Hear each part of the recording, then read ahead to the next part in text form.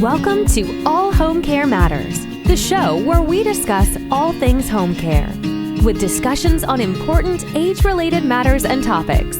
Brought to you by Enriched Life Home Care Services, the #1 rated home care provider in Michigan by Top Rated Local.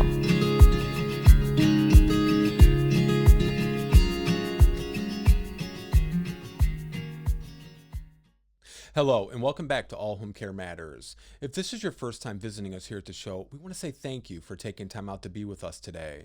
We appreciate how valuable everyone's time is, and that's why we try and make each episode here at All Home Care Matters something that will hopefully matter to you.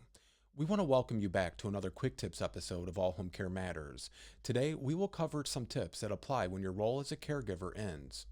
Caregiving can end due to many factors, but it mainly ends because of the passing of a loved one, or your loved one is moved into a facility, or maybe someone else is taking over the role of caregiver.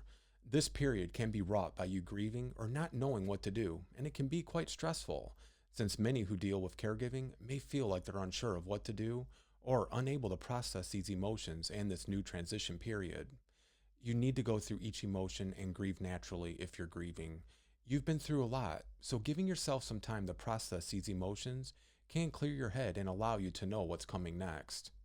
It's important to know that you will face some complicated emotions at the end, such as being angry over what has happened, or even feeling a sense of relief. Do not feel guilty over having emotions that feel off. As humans, we all grieve differently, and things can affect us differently. What you should not do is grieve destructively, such as drinking or binge eating.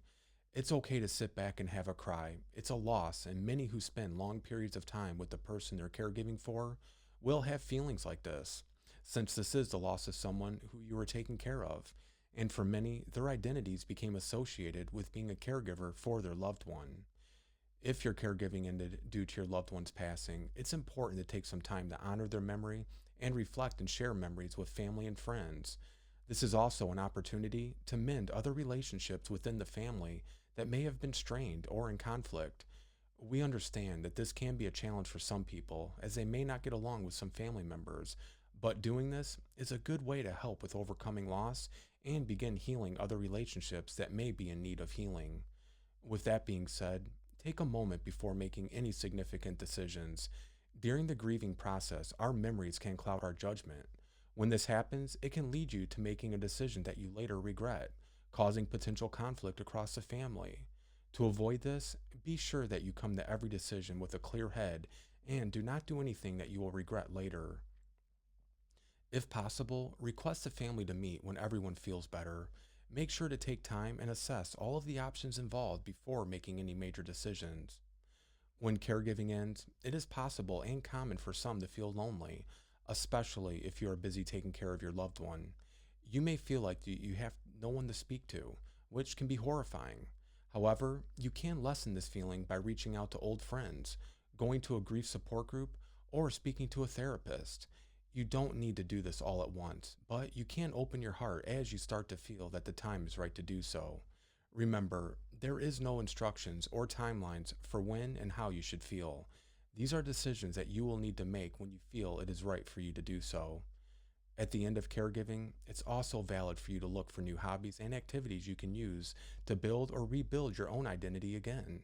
Chances are, you now have some free time, which means you might be able to do what you love. Even something as small as putting together a model or doing puzzles can give you a purpose and make you feel like you're reconnecting with your own identity. Those hobbies that you've put on the back burner due to caregiving can be done once again, and oftentimes, it's never too late to start something such as this.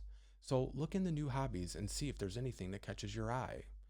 It's also valid for you to recover from what has happened. You might be able to do this by getting into an exercise regimen, learning to eat right, or saving up money whenever possible. Chances are your physical and mental health have been exhausted due to caregiving, and this can be an excellent time for you to recover from that. Catch up on some sleep or spend time discovering the value of cooking at home. Make those meals that you've wanted to make, but seemingly never had the time to make. Also, consider investing in meditation and mindfulness to help with the grieving process. It can help you with those negative thoughts and feelings, giving you a new outlook on life. Your body, mind, and wallet will thank you for it later.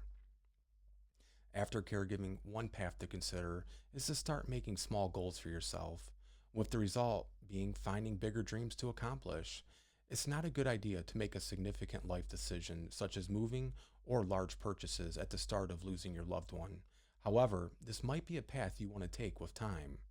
You may even want to consider volunteering as a caregiver down the road or get into it as a career. While you should take a break from it, this life path can allow you to use what you've learned to help others. If you want to volunteer as a caregiver and think it's your calling, consider looking into resources for that. Many former family caregivers have found a renewed purpose and joy in helping to care for others. And finally, remember that it's okay for you to seek help in a time like this. For example, a therapist can guide you through the grieving process and help you learn where you can go. Seeking the comfort of a friend, family member, or a support group is another path you can take. Some people might offer help during this time, and while it might feel strange to get help from others, especially when you've spent most of your time offering your help, don't be afraid to accept it, since it will make the journey easier for you. We hope that this Quick Tips episode has helped you learn some ways you can manage your life when the caregiving ends. We want to say thank you for joining us here at All Home Care Matters. All Home Care Matters is here to help families as they navigate these long-term care issues. We invite you to please visit us at allhomecarematters.com, where there's a private, secure, fillable form where you can give us feedback, show ideas, or if you have questions. Every form is read and responded to, and please, if you know someone who could benefit from this episode, please share it with them. And remember, you can listen to the show on any of your favorite podcast streaming platforms or watch the show on our YouTube channel. Just make sure to hit that subscribe button so that you never miss an episode. We look forward to seeing you next time here at All Home Care Matters. Thank you. Thank you for joining us today. We look forward to you joining us again on another episode of All Home Care Matters.